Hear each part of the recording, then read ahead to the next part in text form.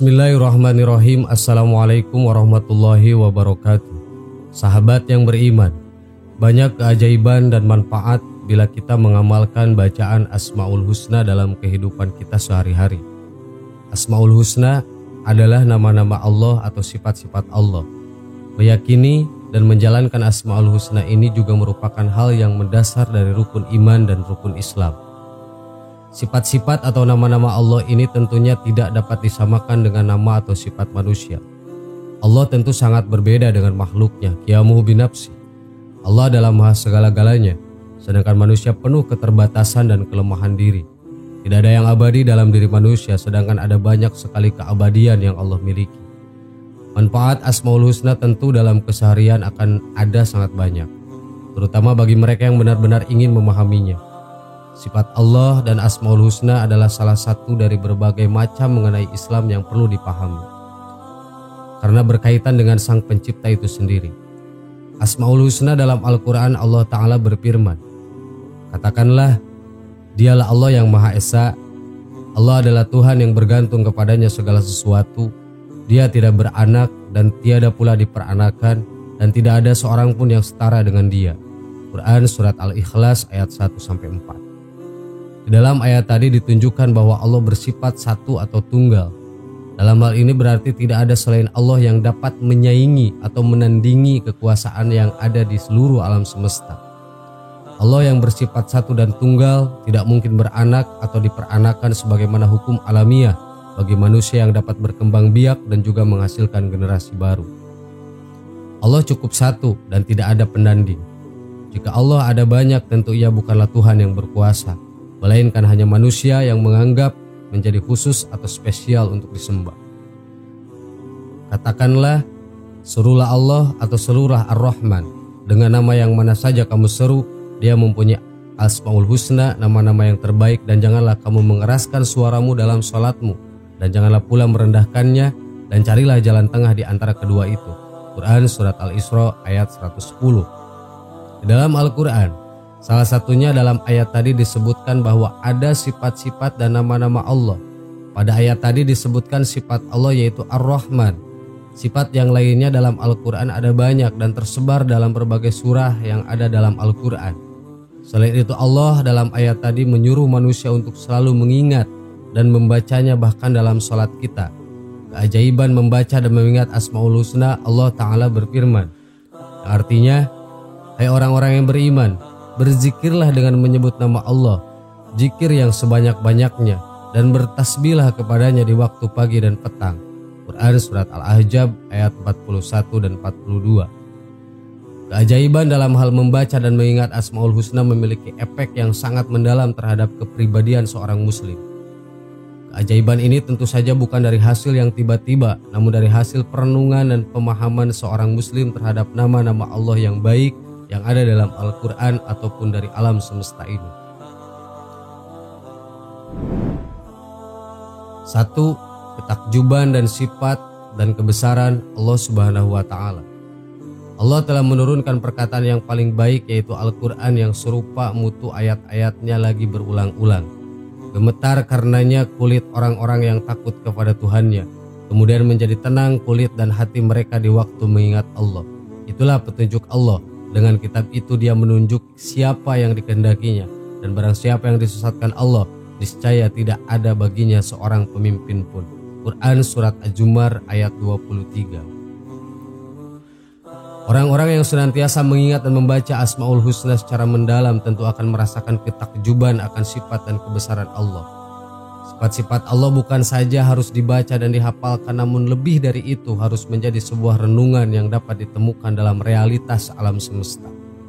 Alam semesta ini adalah bentuk dari kekuasaan Allah yang sampai hari ini manusia pun belum dapat menemukan ujungnya. Bagi orang-orang yang menggunakan akalnya, maka keajaiban Asmaul Husna akan terlihat di alam sangat jelas. Contohnya saja sifat Allah yang Maha Pencipta. Kita bisa melihatnya di dalam penciptaan fungsi tubuh manusia. Begitulah Allah menciptakan sistem tubuh yang otomatis dan sangat teratur, bahkan kompleks. Salah satu saja rusak maka akan mempengaruhi yang lainnya. Sedangkan manusia tidak ada satupun yang dapat mengalahkan ciptaan Allah sebagaimana yang telah Allah ciptakan untuk manusia. 2. Memunculkan ketundukan dan ketaatan. Dengan memahami dan membaca Asmaul Husna, keajaiban yang kita dapatkan membuat kita pun tunduk dan taat hanya kepada Allah. Taat dan tunduk kepada Allah menjadi salah satu aspek yang membuat manusia mau menjalankan segala fungsi dan tugasnya di muka bumi sebagaimana tujuan penciptaan manusia. Tujuan hidup menurut Islam, hakikat penciptaan manusia, konsep manusia dalam Islam, hakikat manusia menurut Islam, proses penciptaan manusia yang sejatinya menjalankan fungsi mengolah bumi ini dengan sebaik-baiknya. Tanpa memahami dan membaca Asmaul Husna, akan keajaiban-keajaiban yang ada tidak akan pernah dirasakan oleh manusia sebagaimana orang-orang yang konsisten membaca Asmaul Husna. Dengan adanya perasaan yang mendalam serta penghayatan yang matang akan Asmaul Husna, tentu akan membuat manusia yang tidak berdaya tidak bisa lari kemanapun selain dari ketundukan dan ketaatan terhadap Allah Subhanahu wa Ta'ala. 3. Mampu menghayati dan membawa perubahan bagi hidup. Mampu menghayati dan membawa perubahan bagi hidup tentu akan didapatkan oleh orang-orang yang senang membaca Asmaul Husna. Hidayah Allah kepada manusia tentu akan didapat oleh manusia yang juga berusaha benar-benar mendekati kepada Allah Subhanahu wa Ta'ala. Dapat diketahui bahwa ada banyak orang yang masuk Islam kemudian beriman kepada Allah setelah memahami Asmaul Husna dengan menghayati yang ada dalam Al-Quran ataupun di alam semesta. Keajaiban dan hidayah dapat hadir bagi mereka yang membawa perubahan hidup yang signifikan. Tentu itu semua adalah keajaiban bagi mereka yang mau memahami Asmaul Husna secara mendalam dan istiqomah. Sahabat yang beriman, itulah keajaiban dan manfaat mengamalkan Asmaul Husna. Semoga bermanfaat. Wallahu a'lam. Wassalamualaikum warahmatullahi wabarakatuh.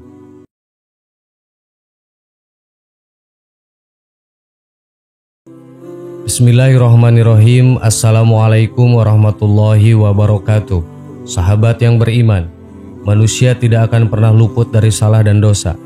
Begitu pula dalam melakukan hal-hal yang memang berkaitan dengan keimanan, yang tadinya ingin meningkatkan kualitas iman, tapi karena mudahnya manusia itu untuk terperangkap ke jalan yang salah, maka malah kita mendapatkan kerusakan pada iman. Itulah hal yang paling berat dalam hidup kita. Hanya saja Allah Subhanahu wa Ta'ala telah memberikan keringanan bagi setiap hambanya. Bila kita khilaf melakukan perkara yang dilarang oleh Allah, Allah Subhanahu wa Ta'ala telah mempersiapkan penebusannya. Berikut ada 3 penebus jikalau sampai terjadi khilaf. Pertama, menyempurnakan wudhu ketika hawa sangat dingin. Artinya, seseorang yang dengan gigih melawan rasa dingin demi mengambil air wudhu yang akan dipergunakannya untuk beribadah, menunjukkan kegigihannya mengedepankan pengabdian kepada Allah mengalahkan kepentingannya sendiri. Bahkan rasa dingin yang menusuk tulangnya itu sama sekali tidak diindahkannya. Kedua, melangkahkan kaki untuk sholat berjamaah. Artinya, menyengaja dengan niat penuh melaksanakan sholat jamaah. Sesungguhnya sholat jamaah itu keutamaannya 27 kali dibanding dengan sholat sendiri. Begitu pentingnya posisi sholat berjamaah hingga Allah menjanjikan fadilah yang sangat tinggi. Karena sholat berjamaah yang pada dasarnya merupakan urusannya dengan Allah ternyata mengandung hikmah yang sangat luas. Di antaranya dengan sholat berjamaah seseorang akan berjumpa dengan sesama muslim lain yang memungkinkan terjalinnya silaturahmi antar mereka. Selain itu, sholat berjamaah juga dapat menjadi tanda syiar dan kokoh agama Islam, sehingga pemeluk agama lain akan merasa kagum dengan solidaritas dan ketaatan umat muslim yang selalu berkumpul 5 kali dalam sehari. Ketiga, sengaja menunggu waktu sholat ketika telah usai melaksanakan sholat. Dan yang terakhir adalah menunggu waktu sholat tiba setelah melakukan sholat. Maksudnya adalah ketika seseorang usai dengan sholat maghrib, lalu tidak menggeser diri dari masjid atau musola dengan tujuan menunggu sholat isya, maka itu adalah bukti pengorbanan seseorang untuk mengutamakan urusan ibadah di atas urusan lainnya. Artinya dengan menunggu waktu sholat selanjutnya, seseorang berarti menghentikan kegiatan lainnya dan segala urusannya hanya untuk menghadapkan kepada Allah Subhanahu wa Ta'ala. Sahabat yang beriman, sebesar-besarnya dosa manusia apabila dia mau bersungguh-sungguh untuk bertaubat nasuha kepada Allah, maka Allah Ta'ala pasti akan mengampuni dosa-dosa yang telah diperbuatnya.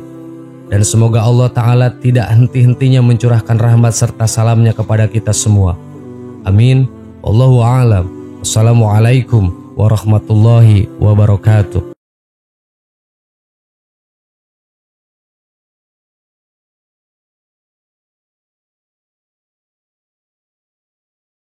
Subhanallah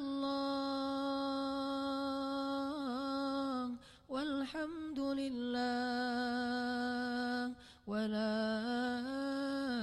ilaha illallah wallahu akbar. Subhanallah